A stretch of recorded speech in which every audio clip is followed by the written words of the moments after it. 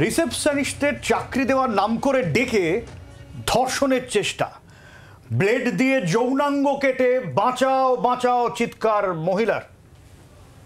এই ঘটনায় শোরগোল কোন্নগরের মনসাতলা এলাকায়। যৌনাঙ্গ কাটা ব্যক্তি শ্রীরামপুরের হাসপাতালে চিকিৎসাধীন। মহিলার অভিযোগের ভিত্তিতে ধর্ষণের চেষ্টা, মামলা রুজু। চাকরি দেওয়ার নাম করে ডেকে ধর্ষণের চেষ্টা, ব্লেড দিয়ে যৌনাঙ্গ কেটে বাঁচাও বাঁচাও চিৎকার মহিলার। ঘটনায় শোরগোল কোন্নগরে।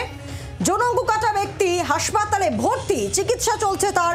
মহিলার অভিযোগের ভিত্তিতে ধর্ষণের চেষ্টার মামলা রুজু। কথা বলবো, সরাসরি আমাদের সঙ্গে রয়েছেন আমাদের প্রতিনিধি বিধান সরকার, আমাদের সঙ্গে রয়েছেন। বিধান, চাকরি দেওয়ার নাম করে ধর্ষণের চেষ্টা এবং তারপর যা হলো, রীতিমতো একটা চাঞ্চল্য, শোরগোল পড়ে গিয়েছে, কি জানা যাচ্ছে?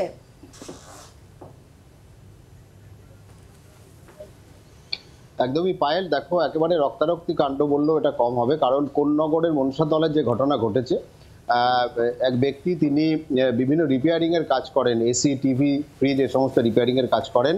সেই সুবাদেই উত্তরপাড়ার বাসিন্দা এক মহিলার সঙ্গে তার পরিচয় হয়। তার বাড়িতে কিচেন চিমনি সারাতে গিয়েছিলেন ওই যুবক। তারপরে তাদের সঙ্গে ফোনে কথাবার্তা হতো এবং ওই মহিলার যেটা দাবি যে তিনি আগে কোনোদিন কোনো চাকরি করেননি, কিন্তু ওই যুবক তাকে চাকরির প্রস্তাব দেয় এবং তারপর তিনি আজকে তার স্বামীকে নিয়ে দুপুরের পরে তিনি ওই যুবকের বাড়িতে, কোন্নগরে যে ভাড়া বাড়ি সেখানে তিনি যান এবং যাওয়ার পর তার স্বামী রাস্তা অপেক্ষা করছিলেন এবং ইন্টারভিউ দেওয়ার জন্য তিনি বাড়ি ওই ঘরের ভেতরে ঢোকেন। তখন ওই যুবক কিন্তু ঘরের দরজা বন্ধ করে দেয়। তারপরে ওই যে মহিলা তাকে কিন্তু ধর্ষণের চেষ্টা করে, এমনটাই তার দাবি।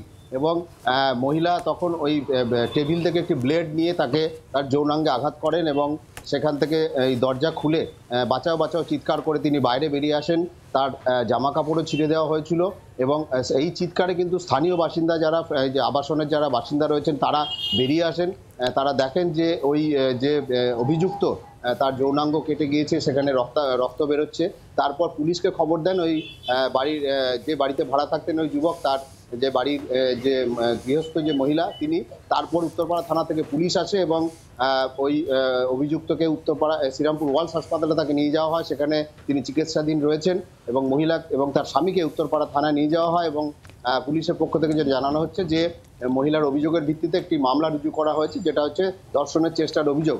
এবং মহিলার যেটা দাবি যে তাকে রিসেপশনিস্টের চাকরি দেওয়ার অফার দেওয়া হয়েছিল, 7,000 টাকা বেতন দেওয়া হবে এবং তার বিনিময়ে তাকে কি কাজ করতে হবে সেটা তাকে বোঝানো হচ্ছিল। ঘরে তিনি যখন চেয়ারে বসে মোবাইল ঘাঁটছিলেন, সেই সময় হঠাৎ করে তাকে পিছন থেকে জাপটে ধরেন ওই অভিযুক্ত। অনেক ধন্যবাদ বিধান।